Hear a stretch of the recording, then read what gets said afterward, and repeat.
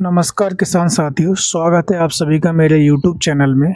मैं आपका मित्र RS राजपूत आज आप सभी के लिए एक ऐसी खेती के बारे में बताने जा रहा हूं जिसकी खेती करने से हम बहुत ही कम समय में एक अच्छा मुनाफा कमा सकते हैं और बहुत ही कम लागत में उस फसल को हम तैयार कर सकते हैं। तो ये फसल है जिसके बारे में हम बताने जा रहे हैं, उसको हम चिया सीड कहते हैं, यानी कि चिया की खेती आप इसको कह सकते हैं।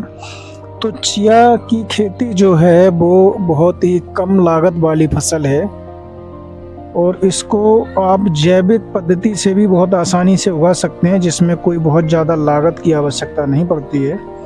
तो आप देख रहे हैं कि इस समय पे ये जो चिया का खेत है, इसमें चिया की फसल ये लगभग 1.5 महीना इसको बोए हो चुके हैं और कितनी अच्छी इसमें इस समय पर इसकी ग्रोथ चल रही है और इसमें लगभग 1 महीना बाद इसमें फूल आना प्रारंभ हो जाएगा और उसके पश्चात लगभग 2 महीने में ये पक जाएगी। यानी कुल मिलाकर अगर हम देखें तो ये जो फसल है हमारी, ये लगभग 90 से 110 दिन में पककर तैयार हो जाती है, जिससे कि हम बहुत ही कम समय में अपने खेत से अच्छा मुनाफा इससे कमा सकते हैं। तो ये जो खेती है एक बहुत ही उपयोगी फसल है।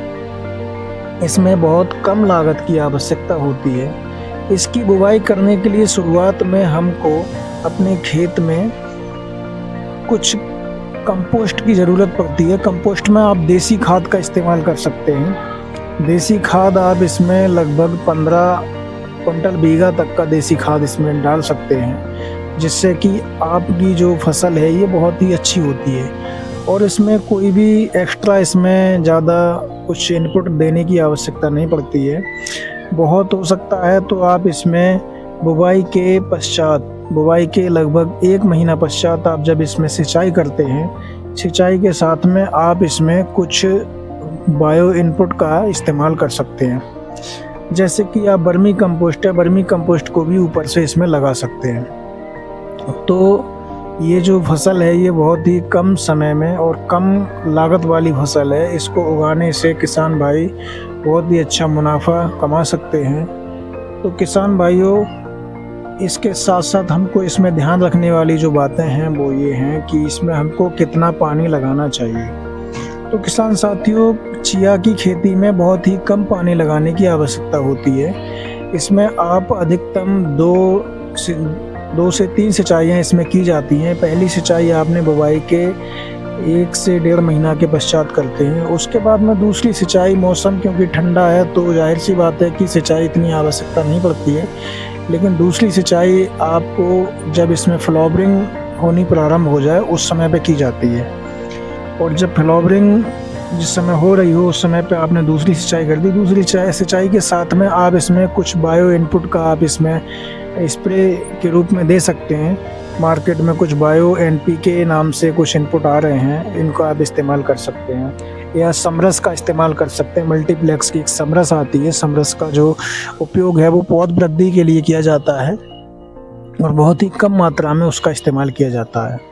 इसके साथ साथ आप वर्मी बॉस का इस्तेमाल कर सकते हैं। वर्मी बॉस किसान साथियों, जो हम वर्मी कंपोस्ट बनाते हैं, तो वर्मी कंपोस्ट बनाने के पश्चात में जो हमारे जो वर्म्स होते हैं उनके ऊपर जो लसलसा पदार्थ होता है, उसको अगर हम पानी में भिगोते हैं तो वो एक प्रकार से ह्यूमिक का काम करता है। उसका भी हम छिड़काव कर सकते हैं, जिससे कि इसका जो इस पे जो दाना बनता है वो दाने की परसेंटेज अधिक हो जाती है और हमारे लिए इसका उत्पादन ठीक ठाक मिल जाता है।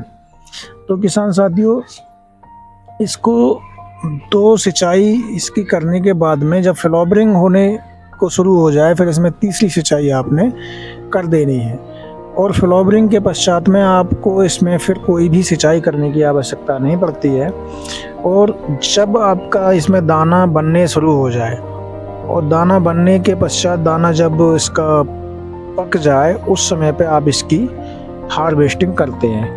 तो हार्वेस्टिंग के समय पे कुछ मौसम आपका जो ड्राई हो जाता है और कुछ मौसम में गर्मी भी हो जाती है, तो आप उस समय पे इसकी आसानी से कटाई कर सकते हैं और कटाई करने के पश्चात इसको कोई ठीक ठाक तिरपाल लेकर आप तिरपाल के ऊपर इसको रख सकते हैं और उसके बाद में इसमें या तो आप दाएं चला सकते हैं या फिर इसकी पिटाई करके इसके बीज को आराम से निकाल सकते हैं। मोस्टली थ्रेसिंग की आवश्यकता नहीं होती है क्योंकि इसका जो बीज है वो आसानी से निकल जाता है। अगर मान लो अगर आपके पास अधिक मात्रा में आपने इसको किया है और मैन पावर इतनी नहीं है तो आप इसको थ्रेसिंग करके भी और इसके जो दाना होता है उसको इसके पौधे से निकाल सकते हैं। किसान साथियों, चिया की खेती से आपको बीघा में लगभग 2 कुंटल तक की पैदावार मिल जाती है और इसकी जो कीमत है वो मार्केट में लगभग 6,000 से लेकर और ये जो है 10,000 12,000 रुपये कुंटल तक इसकी जो कीमत होती है वो मिल जाती है। किसान साथियों, मार्केट का एक अपना अलग नियम होता है कि कभी कभी इसकी जो रेट है इसका वो बहुत ऊपर चला जाता है, तो ऐसी स्थिति में आपको अच्छा उससे प्रोडक्शन मिल जाता है, अच्छी से